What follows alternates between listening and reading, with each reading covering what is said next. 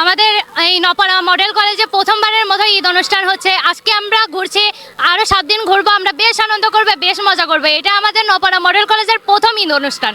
আমরা এতে খুবই আনন্দ করবো, আমরা এতে খুবই খুশি। আমি মোহাম্মদ রাজু আহমেদ, 4 নম্বর ওয়ার্ড বিএনপি সাধারণ সম্পাদক। আজকে আমাদের 4 নম্বর ওয়ার্ড বিএনপির আয়োজনে আজকে যে আনন্দ মেলা আমরা মডেল কলেজে উপভোগ করছি, সব আমাদের এলাকার বাসী আজকে সবাই স্বতঃস্ফূর্তভাবে আমাদের এই মেলায় অনুষ্ঠানে যোগ দিয়েছে। সেই সাথে আমি আরেকটি কথা বলতে চাই, ঈদুল আজহা উপলক্ষে 4 নম্বর ওয়ার্ড বিএনপি আর মোটর শ্রমিক ইউনিয়নের যত শ্রমিকবৃন্দ আছে সবাইকে ঈদের শুভেচ্ছা জানাই। ঈদ মোবারক।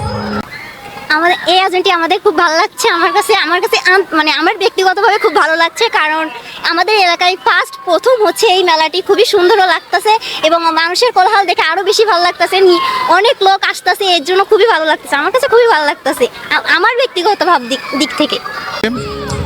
4 নম্বর ওয়ার্ডের সকল এলাকাবাসী মিলে আমরা আজ ঈদ মেলা শুরু করেছি। ঈদের থেকে 7 দিন আমাদের মেলা হবে।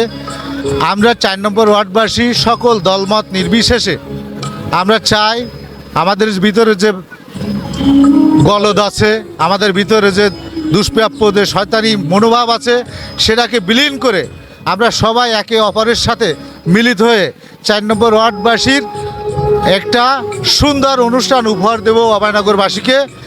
আপনাদের মাধ্যমে আপনারা প্রচার করবেন যাতে অভয়নগরের প্রত্যেকটা কর্নার থেকে সকল মানুষ এখানে এসে আনন্দ করতে পারে। আমরা এই ঈদ মেলা উপলক্ষে আমাদের আইন শৃঙ্খলা কমিটি আছে, তারা আপনাদের নিরাপত্তা দিবে এবং আপনাদের স্বতঃস্ফূর্ত অংশগ্রহণই এই জায়গার সুন্দর অনুষ্ঠান উপহার দিতে পারে। জানতে পেরেছি যে এখানে এই মেলাটা প্রথম হচ্ছে এবং খুবই চমৎকার আর কি মেলা। যারা আয়োজক তাদেরকে ধন্যবাদ জানাই এবং সঙ্গীত সন্ধ্যাও আছে। তো আশা করি মেলাটা খুব চমৎকার হবে। আরও 7 দিন ব্যাপী শুনছি, তো প্রত্যেক দিনই আসার চেষ্টা করব। আর মেলাটা খুবই ভালো লাগতেছে।